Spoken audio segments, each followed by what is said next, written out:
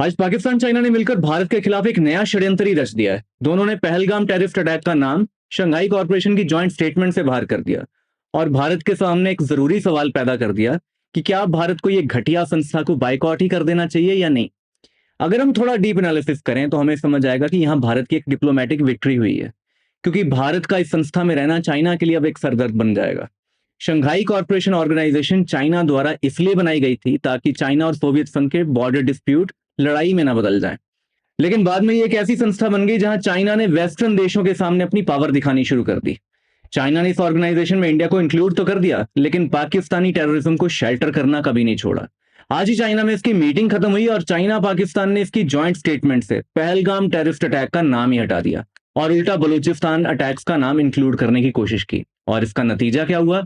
भारत ने joint statement ही sign नहीं की। शंघाई कॉरपोरेशन की ऑफिशियल स्टेटमेंट निकल ही नहीं पाई। अब ये इंडिया से ज्यादा बेइज्जती चाइना की हो गई, क्योंकि शंघाई कॉरपोरेशन उनका बनाया हुआ है।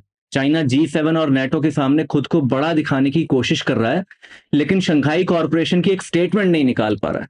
इसलिए जो लोगों का ये सोचना कि भारत को इस ऑर्गेनाइजेशन से बाहर निकलना चाहिए और इसको बाइकआउट करना चाहिए, वो बिल्कुल गलत है।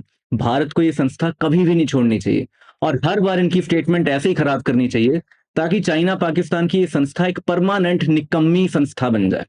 ऐसी ही और वीडियोस के लिए चैनल को सब्सक्राइब करना और बेल आइकन को दबाना ना भूलें। जय हिंद।